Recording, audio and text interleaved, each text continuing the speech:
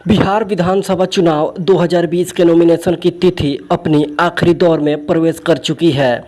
जिन नेताओं का ticket symbol प्राप्त हो चुका है वो अपने अपने क्षेत्र के ऑफिस जाकर अपना अपना नॉमिनेशन कराने में लगे हुए हैं।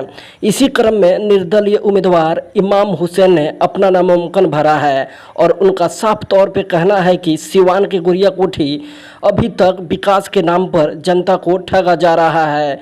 वहीं दूसरी ओर इमाम हुसैन जो अपने लो लश्कर के साथ निकले तो विरोधियों के खेमे में हलचल मच गया। इमाम हुसैन अपनी जीत को भी लेकर काफ़ी विश्वास में दिखे और उनके समर्थकों में भी भारी उत्साह नजर आया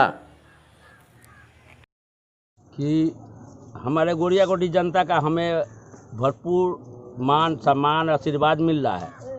और आज के जो राजनीति है इसको हम बदलना चाहते हैं।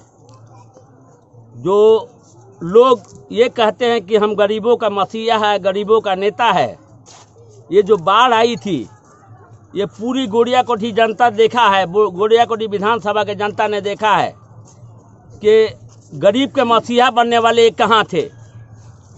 कोरोना के दौर में सब लोग सो रहे थे और एक मैं अकेला शख्स था कि लोगों का सेवा कर रहा था, मास्क हो, साबुन हो।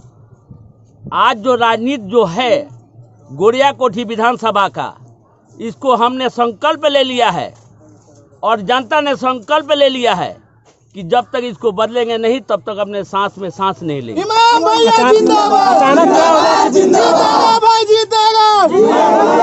अचानक क्या वजह है कि इतना बड़ा एक्शन लिया आपने विधायक? अचानक ये वजह है कि हम दिल्ली के में राजनीति करते थे, दिल्ली में चुनाव लड़ते थे, लेकिन जनता का पुरजोर मांग थी कि आप दिल्ली छोड़ दीजिए।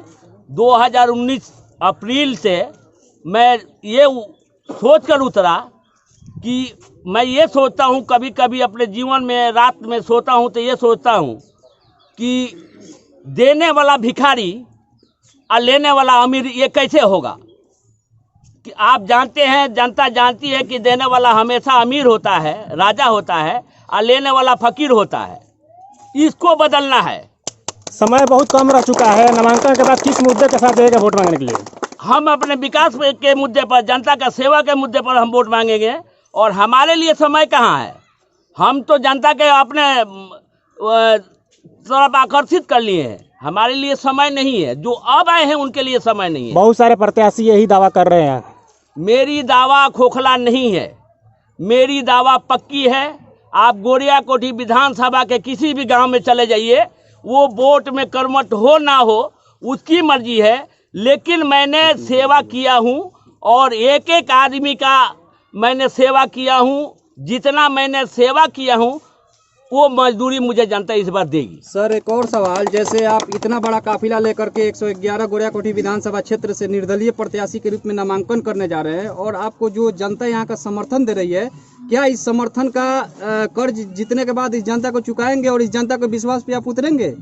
ये मैं आपको आज आश्वस्त देता हूँ कि मैंने पहले प्रण कर लिया हूँ कि गोड़िया कोठी विधानसभा में जिस दिन मैं मुकुट पहन के आऊँगा, जिस दिन मैं काबिज हो जाऊंगा गोड़िया कोठी विधानसभा पे, मेरा ये प्रण है, ये वचन है, ये कॉल है कि मैं एक भी जनता के अपने दरवाजे पे नहीं आने दूंगा कि आप मेरे यहाँ काम लेके आइए। किनसे लड़ाई रहेगी इस बार आपको? मेरी डायरेक्ट बीजेपी से है और कोई नहीं है, मेरे टक्कर में कोई है ही नहीं।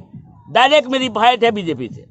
और दूसरी बात सर, कि जैसे सोशल मीडिया के माध्यम से हम लोग देख रहे थे कि आप कोरोना काल और बाढ़ जैसे विकट परिस्थिति में काफ़ी एकदम मेहनत मशक्कत कर रहे थे और जा करके लोगों के पास, जनता के पास दुख दर्द बांट रहे थे। राहत सामग्री हो, तिरपाल हो, नगद राशि हो, आप सबको मुहैया करा रहे थे। तो क्या इसका मतलब जीतने के बाद यही सिस्टम रहेगा आपका या बदल जाएगा? इससे 1 इंच हटने का सवाल नहीं है। 1 इंच जो मैं मुद्दा लेके चला हूँ जनता के बीच में, उस मुद्दे से मैं भटक नहीं सकता हूँ। मैं मंत्री भी बन जाऊँ तभी भी इस मुद्दे से भटक नहीं सकता हूँ। मुझे पटना नहीं चाहिए, मुझे मंत्रालय नहीं चाहिए, मुझे इस राजनीति जो आज